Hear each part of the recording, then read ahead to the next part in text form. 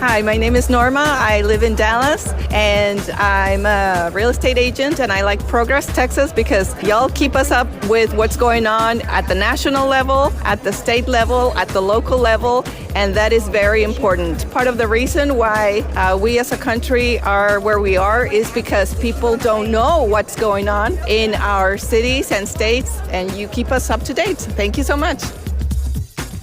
It's Thursday, February 5th, 2026, and this is the Progress Texas Daily Dispatch, rapid response on the breaking news stories Texas progressives need to know. I'm Chris Mosier.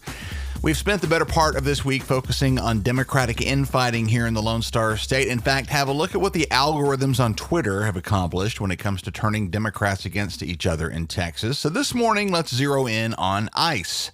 With word that Donald Trump and Tom Homan are supposedly softening and dialing back their assault on Minnesota, evidence of which we haven't really seen yet, by the way. Wonder what ICE has been up to right here in the great state of Texas. In El Paso, another suspicious immigrant death in custody and a possible attempt to conceal the facts surrounding it. Colleen de Guzman at the Texas Tribune says federal management at the Camp East, Montana detention facility at Fort Bliss, where several incarcerated people have died, including Cuban immigrant Geraldo Lunas Campos, whom we've talked about. His death after an autopsy conducted by the local county medical examiner ruled a homicide by asphyxiation, has changed their policy when future inmates die in their care.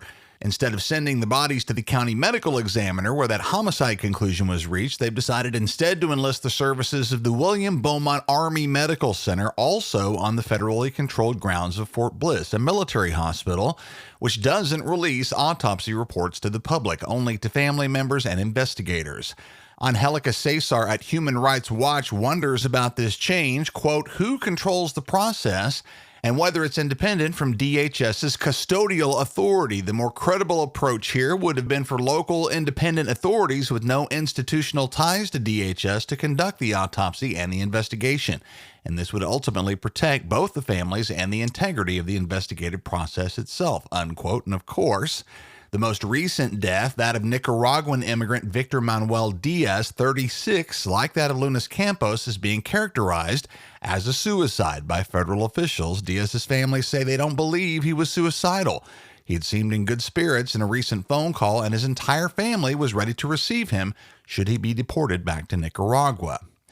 In Houston, Michael Horton at Click 2 Houston says the ICE Houston field office has released a statement condemning what they call recent violence and disruptions and implying that they have plans to escalate the violence of their responses. While this ICE statement claims to support peaceful assembly, it also claims a 1,300% increase in assaults against its officers and emphasizes future measures to be taken to protect, again, in their words, public safety and the rule of law. This response follows a wave of student walkouts across Texas, including in the Houston area, where most local school districts have responded by stressing that while they prioritize student safety and their right to free speech, they don't support demonstrations held during instructional time. That comes as Governor Greg Abbott celebrates online a handful of student arrests at similar walkout protests, and the Texas Education Agency says the quiet part out loud as they threaten state takeovers of school districts where these walkouts happen, revealing that a TEA takeover is not about improving schools or supporting education or benefiting our kids.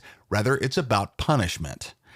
In San Antonio, Michael Carlos at the San Antonio Current writes that the ICE field office in that city has refused to clarify whether or not it will send agents to conduct immigration sweeps at this year's San Antonio Stock Show and Rodeo, or Fiesta, celebrations. Together, those two major events generate over $600 million for the local San Antonio economy and attract millions of visitors. The agency's silence on this follows similar concerns in other states where rumored or actual enforcement operations have led to significant drops in attendance at large-scale community events and fairs. San Antonio Mayor Gina Ortiz-Jones has expressed apprehension on the behalf of her office and the San Antonio City Council with that of the public on this, while District 2 City Councilman Jalen McKee Rodriguez has been a bit more blunt about it, saying, quote, I do want to say politely we should not collaborate or cooperate with ICE. And I say in as disrespectful a way as possible, abolish ICE, fuck SB4, and vice versa, unquote. SB4 is the Texas state law that mandates local law enforcement cooperation with federal immigration officials. San Antonio Police Chief Bill McManus has clarified that while his officers do not independently check immigration status, They are legally required to provide assistance such as perimeter security if requested by federal agents. In short, anyone not looking to interact with masked ICE agents is probably well advised to avoid the San Antonio Stock Show and Rodeo and Fiesta events this year. There's an organized boycott on, in fact, urging San Antonio area residents to instead redirect their spending towards local Latino-owned businesses and community block parties to protest San Antonio's state-forced collusion with ICE. Similar vibes in Dallas, where Brian Reinhart at D Magazine's new article is titled "Why Fascists Make Bad Restaurateurs," in which he reminds us that while equal treatment in restaurants is accepted as the right thing to do generally, creeping fascism in the presence of its agents in our cities threatens the all or welcome model we've generally come to expect from establishments of hospitality. In fact, MAGA has come to use some restaurants as safe harbors for exclusion and thus the support of state violence. It's well known that ICE agents have come to favor immigrant-owned businesses as easy targets, which on its face contradicts the entire philosophy of hospitality. Some Texas restaurants and coffee shops, as we've talked about, have attempted to remain neutral and retain that all-are-welcome vibe, circumstances be damned, but Reinhart correctly says that's impossible. To include patrons who threaten other patrons is to exclude the patrons being threatened. Reinhart suggests a universal default to a no-assholes policy as the only remaining tolerable form of discrimination in our houses of hospitality. Important read, especially for those of you working in the restaurant and bar industry, in the show notes this morning. Once again, the March primary looms, y'all. Early voting in the primary starts on February 17th, now less than 2 weeks from today. See the show notes for Texas 2026 March primary ballot form from the Texas Tribune you can use right now with your home address to see who's running in the primary in which you choose to vote. Everything you need to know about voting can be found at govotetexas.org. We're excited to see you this weekend in Austin, Friday, February 6th through Sunday the 8th at the Texas Democratic Women's 2026 State Convention at the Austin Marriott South. TDW is celebrating their 39th year uniting the diverse Democratic women of Texas and growing their participation and influence in Texas politics and government. Proceeds from the convention support the general election campaigns of Democratic women in various races across the state. And Progress Texas will be leading a workshop on the use of social media in politics starting at 4 p.m. on Saturday the 7th. All the details linked in the show notes.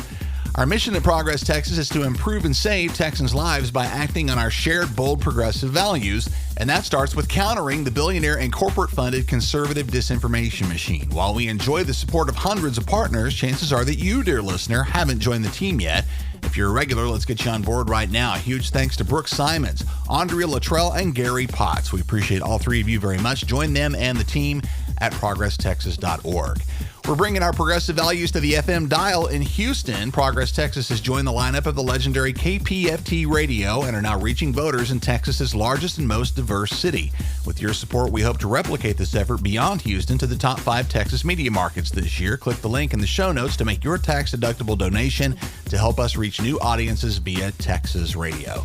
That's the Progress Texas Daily Dispatch for this Thursday, February 5th, 2026. Links to all these original stories can be found in our show notes. Progress Texas is an independent, nonprofit, rapid response media organization. While campaigns come and go, we're the permanent home for progressive media in action in the Lone Star State. I'm Chris Mosier. Thanks so much for listening.